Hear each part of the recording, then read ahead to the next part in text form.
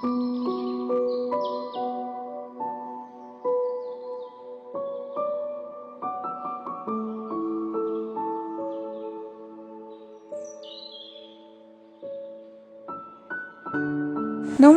বন্ধুরা, কেমন আছো সবাই? আশা করছি সবাই খুব ভালো আছো।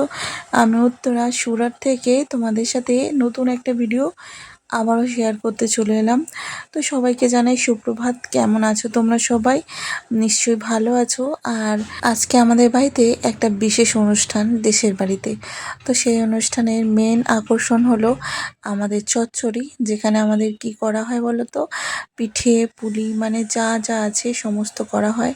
তার মধ্যে থেকে সব থেকে বেশি করা হয় তালের পিঠেটা, যেটা ভাদ্র মাসে তাল পাকলেই সেটা দিয়ে পিঠে চচ্চড়ি আমাদের বানানোর নিয়ম আছে। আর সেই অনুযায়ী দুপুরের টাইমে আমাদের কিন্তু ভাত হয় না, আমাদের হয় পায়েস।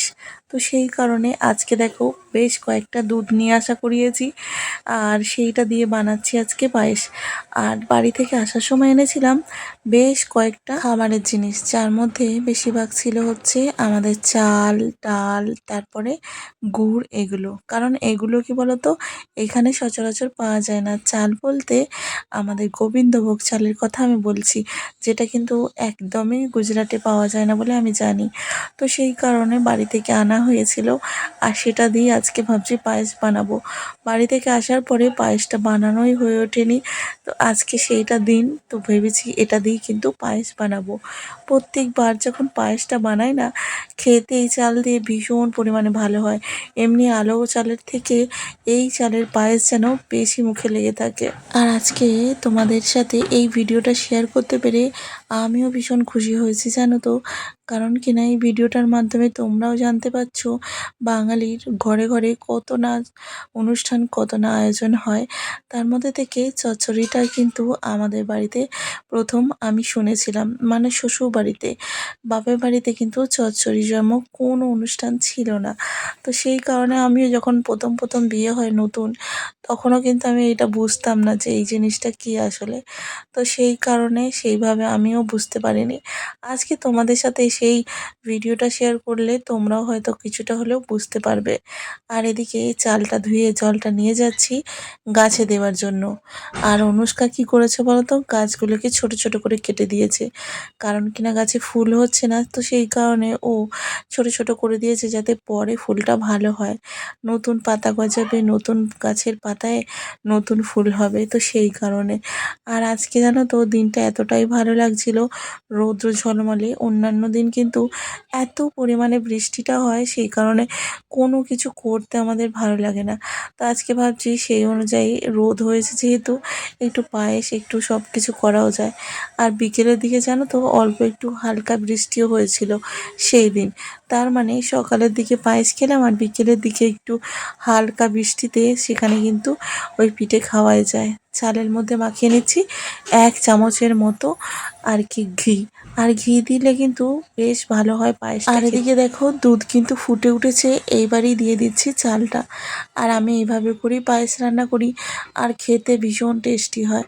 চালটা কিন্তু দেওয়ার পর একটু নাড়িয়ে চাড়িয়ে দিচ্ছি, যাতে নিচে জমাট না বেঁধে যায়। আর ওদিকে তো বানাবো হচ্ছে আমাদের ভাজা পিঠাও কিন্তু রেডি করতে হবে। তো তার জন্য দেখো পায়েসটা প্রথমে বসিয়ে দিলাম, আর ওদিকে পায়েস হতে থাকবে, আর তার সাথে সাথে আমিও কিন্তু ওটার জন্য রেডি হতে থাকবো। এদিকে নিয়ে নিচ্ছি একটু সুজি। আর আগের দিন ডিমার্ট থেকে আনা হয়েছিল সুজিটা, সেটা ঢালাই হয়ে ওঠেনি, ব্যাগে পড়েছিল, তোমরা দেখিয়েছিলে। আর যে কটা জিনিস এনেছিলাম সবই কিন্তু ব্যাগে পড়েছিল।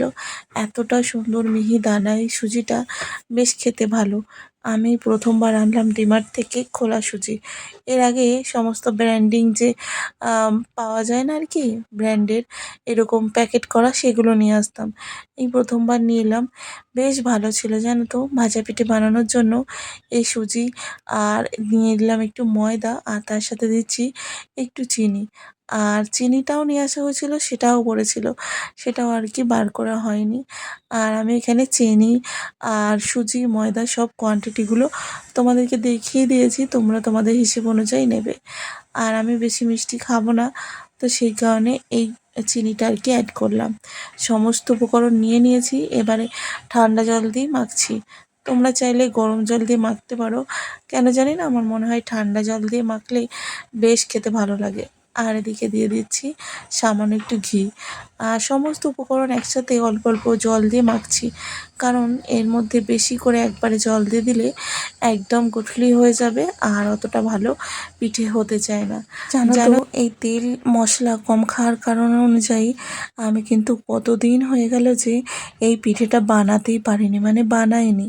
এত তেল দিয়ে করতে হবে আর এত তেল আমাকেও খেতে হবে, সেই কারণে। তো আজকে তো সেরকম কিছু নয়, আজকে একটা অনুষ্ঠান, সেই সব তেলের কথা না ভেবেই কিন্তু আজকে বানানো শুরু করেছি। আর ঘিটা দিলাম এই জন্যে যাতে এই যে মাখাটা একটু সফট হয় আর বানানোর পরেও না এটা একটা সুন্দর গন্ধ ছাড়বে। তো সেই কারণে দেখো আবারও ভালো করে মেখে নিচ্ছি। এখন কিন্তু সমস্ত জলটা আমি দিইনি, একটু পরে আরও ভালো করে একটু গুলিয়ে নেব। এদিকে পায়েসের চালটা দেখো কত সুন্দর ফুটে উঠে, সুন্দর কিন্তু গন্ধ বেরোচ্ছে। আর বাসমতি চাল হোক আর গোবিন্দভোগ চালই হোক না কেন, তাতে যখনই ভাত ফুট দেয় তখন কিন্তু একটা ঘরে অন্যরকম সেন্ট আসে। এই গ্যাসটা চালু করে নিয়ে বড় গ্যাসটা ছোটোটায় আর কি কড়াটা বসিয়ে দিলাম ভাজা পিঠেগুলো আর কি ভাজবো বলে। কারণ ভাজা পিঠেগুলো তো আমি মাখাতেই দিয়ে দিয়েছিলাম, তো ভাবলাম একসাথে আর কি দুটোই করে নেবো। ওদিকে কিন্তু পায়েসটা আসতে দিয়েছি, ওটা হতেই থাকবে। আর এদিকে কিন্তু ভাজা পিঠেটা আমি করে নেব। আমাদের এখানে এটাকে গুড় পিঠে বলে, আসলে গুড় দিয়ে করা হয়েছিল, তো সেই কারণে। কিন্তু আমরা এখন করি না, চিনি দিয়ে আর কি করি, তো সেই জন্য এটাকে ভাজা পিঠেই বললাম। আর গুড়টা দিলে কিন্তু খেতে বিশেষ ভালো হয় আর বেশ লালচে লালচে ভাবও হয়। তবে গুড়টা দিলাম না বলেই কিন্তু চিনির জন্য একটু সাদা ভাব হবে। প্রথমে একটু কড়ার মধ্যে দিয়ে দেখলাম কেমন হয়েছে তেলটা আর ব্যাটারটাও আমার কেমন হয়েছে, তো সেই কারণে একটু দিয়ে চেক করে নিলাম। এদিকে পায়েসটাও নাড়ছি আর ওদিকে দেখো একটু দিয়ে দেখলাম বেশি করে কেমন হয় আর কি। অনেকটা বেশ পরিমাণে জল দিয়েছিলাম, তো সেই কারণে একটু ছেড়ে ছেড়ে যাচ্ছিল প্রথমটা। আস্তে আস্তে কিন্তু সুজিটা ফুলে গেলে সঙ্গে সঙ্গে কিন্তু অনেক ভালো হয়। আর একটু রেখে দেওয়ার পর করলে কিন্তু আরও বেশি ভালো হয়। তবে আমার অত সময় নেই, কারণ দুটো বাচ্চা জানোই তো, ওদের আবার সকাল থেকে আমি সেরকম কিছু হার দিইনি খাবার। তো ভাবছি এটা হয়ে গেলে দেবো আর কি দুজনকেই। আর এই তো দেখো একটু একটু সুজিটা ফুলে গেছে আর এতটা সুন্দর হচ্ছে এখন। আর বাড়ি থেকে নিয়ে এসেছিলাম এই যে গুড়ের পাটালি, সেটা কিন্তু আমি রেখে দিয়েছিলাম এই মুহূর্তের জন্যই। বিশেষ কিছু মুহূর্তে পায়েস বানালে এটা দিলে কিন্তু টেস্টটা আরও ভালো আসে। আর এই যে আদা থেতো করাটা দিয়ে কিন্তু একটু ভালো করে ঠুকলেই ভেঙে গেল, যেহেতু ফ্রিজে ছিল একটু শক্ত ছিল, তো সেই কারণে দিয়ে দিলাম ওপর থেকে গুড়। আর বিশেষ একটা চিনি দেবো না পায়েসে, কারণ এটাও মিষ্টি ওটাও মিষ্টি, বেশি বেশি মিষ্টি হয়ে যাবে। তো দেখো পরপর করে কিন্তু গুড় পিঠেগুলো আর কি ভাজা পিঠেগুলো ভেজে নিচ্ছি। আর যেহেতু সুজির করেছি আর চিনি দেওয়া আছে, তাই একটু সাদা ভাব। আর যদি গুড় দেওয়া থাকতো এটা কিন্তু অনেকটাই লালচে ভাব আপনি আপই এসে যেত। এদিকে দেখো দিয়ে দিয়েছি কিন্তু অনেকগুলো পিঠে ভাজতে। আর ওদিকে দেখো আসতে দিয়েছিলাম আর কি গ্যাসটা, এবার একটু জোর দিলাম যাতে আর কি গুড়টা পায়েসের সাথে মিশে যায়। আর যতবারই আমি রান্না করি না কেন আমি পুরোটাই কিন্তু দুধ দিয়ে বানানোর চেষ্টা। ফ্লেমটা একটু আস্তে করে গুড়টা দিতে হয়, তা নাহলে এই পায়েসটা কিন্তু ছেড়ে যায়। তো সেই কারণে। আর এদিকে দেখো সাথে সাথে গুড় পিঠেও আমার ভাজা হচ্ছে।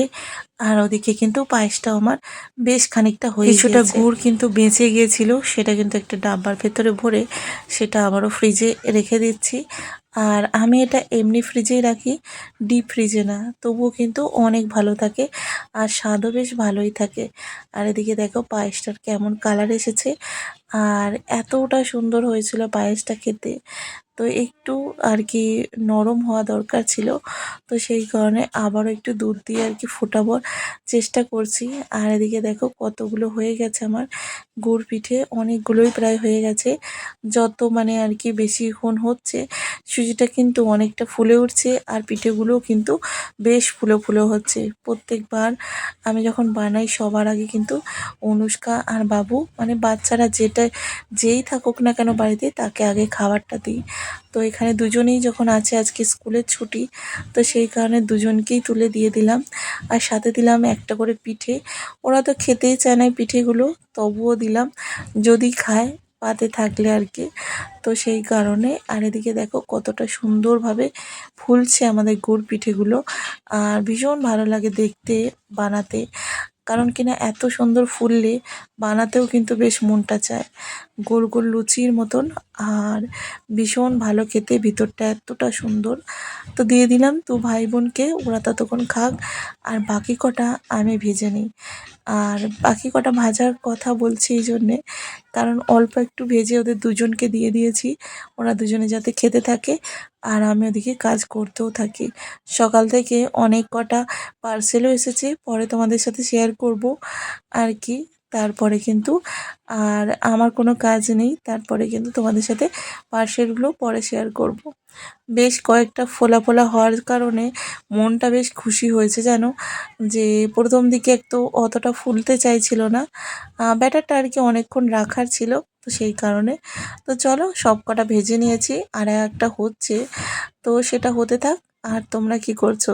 ভিডিওটা অবশ্যই একটা লাইক করে কমেন্ট করে জানিয়ে যেও যে কেমন হয়েছিল আজকে আমার শেষের রান্না দিকটাই বান্না। একটু গড়বড়ি হয়ে গেল, তবে কিছু মনে করো না, আমি ভালো আছি, কিছুই হয়নি। হঠাৎ করে এরকম কাণ্ড হয়ে যাবে বুঝতেই পারিনি। চলো দেখা